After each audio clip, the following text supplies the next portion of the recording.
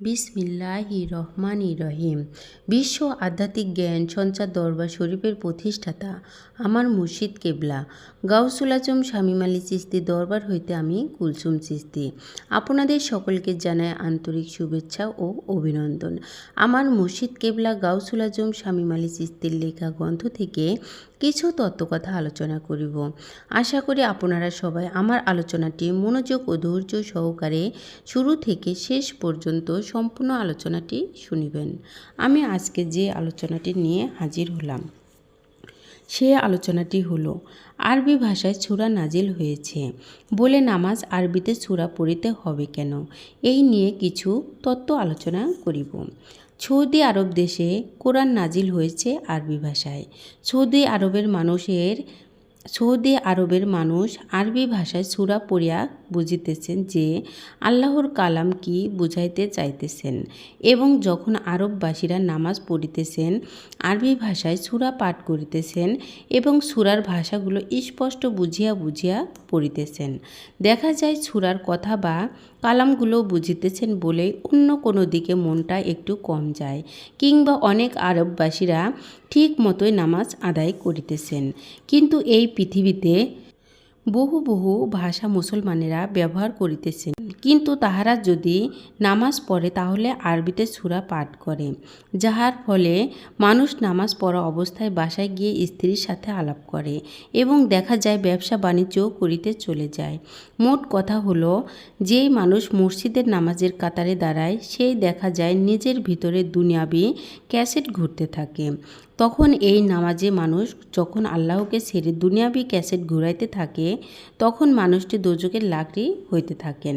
তাহলে যারা আরবি ভাষায় দেশে জন্ম নিয়েছে তারা আরবি ভাষায় কোরআন বুঝিয়া পাঠ করিলে যদি বুঝতে সুবিধা হয়, তাহলে আমরাও আরবি ভাষা সূরা নামাজে না পড়িয়া বাংলায় পাঠ করিব। যখন সূরা পাঠ করিব, তাব্বাত ইয়াদা ইয়াবি লাহাবিউ অতাব মামা আগনা আনহু মালহু অমা কাসাব সায়সলা নারায়ণ জাতা লাহাবিউ আমরাতু হাম্মালাতাল হাতাব ফিজি দিয়া হাবলু মিম্মাচাদ। অর্থাৎ নামাজে দাঁড়ায় পাঠ করিতেছি যে ধ্বংস হোক আবু লাহাবের দুই হস্ত, ধ্বংস হোক আবু লাহাবের সঞ্চয়কৃত ধন সম্পদ। নামাজে দাঁড়ায় আল্লাহর নাম বাদ দিয়ে একজন কাফিরের নাম পাঠ করা হইতেছে, কিন্তু বলা আছে যে নামাজের দ্বারায় আল্লাহর স্মরণ ছাড়া আর কাউকে স্মরণ করা যাবে না। যদি করি তাহলে আল্লাহর সাথে শিরকি করা হচ্ছে। অন্যান্য গুনাহ মাপ আছে তো শিরকি গুনার মাফ নেই। তাহলে যে গুনাহটি আমরা নামাজের মাধ্যমে করিতেছি সেই গুনাহটির মাপ নেই। তাহলে যদি আমরা নামাজে বাংলায় সূরা পাঠ করি তাহলে আমরা বুঝে শুনে পাঠ করব এবং সূরায় কি বুঝাইতেছে আমরা সকলে বুঝতে পারব এবং নামাজের দিকে মনটা থাকবে বেশি। দেখা যায় ইমাম সাহেব যেই নামাজে আরবিতে সূরা পাঠ করতে শুরু করেছে সেই আমি মুক্তাদি আমার মনের ক্যাসেট অন্য দুনিয়াবি ঘুরতে শুরু করেছে।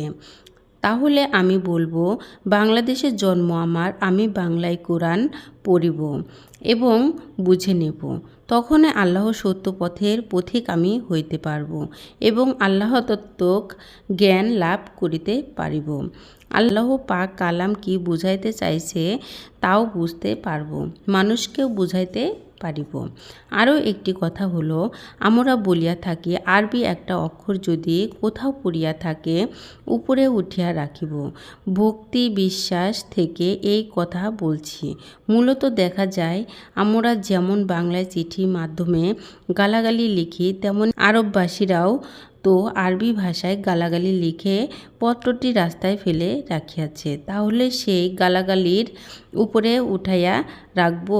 আজ আমরা বুঝি না বলেই এই কথাগুলি বলি। আল্লাহ আমাদের বুঝার জ্ঞান দান করুন। আমি যে আলোচনাটি আপনাদের সামনে করেছি এই আলোচনাটি আপনাদের কাছে কতটুকু ভালো লেগেছে? যদি ভালো লেগে থাকে তাহলে আমাদের এই চ্যানেলটি সাবস্ক্রাইব করে দিবেন। সামনে আরও ভালো ভালো আলোচনা পেয়ে যাবেন এবং আপনারা সামনে কী ধরনের আলোচনা চান আমাদের কমেন্টে জানাবেন। আমরা চেষ্টা করিব আপনাদের পছন্দ মতো আলোচনা নিয়ে আসতে। আমার এই আলোচনাটি করতে যাইয়া কথা ভাষার ছন্দে কোনো ভুল হইয়া থাকে তাহলে আমাকে ক্ষমা ও সুন্দর দৃষ্টিতে দেখিবেন। সকলে আমার জন্য দোয়া করিবেন, আমি যেন আপনাদের সামনে ভালো ভালো আলোচনাগুলো নিয়ে আসতে পারি এবং শোনাইতে পারি। সর্বশেষে সকলের চরণে হাত রেখে একটি কথা বলতে চাই, আল্লাহ গোপনেরও গোপন। সেই গোপনকে পাইতে হলে একজন কামেল মুর্শিদের কাছে যাইয়া বায়াত গ্রহণ করে সেই গোপন ইবাদত সাধনার মাধ্যমে আল্লাহকে লাভ করিতে হবে। সকলে ভালো থাকবেন, সুস্থ থাকবেন। আল্লাহ হাফেজ।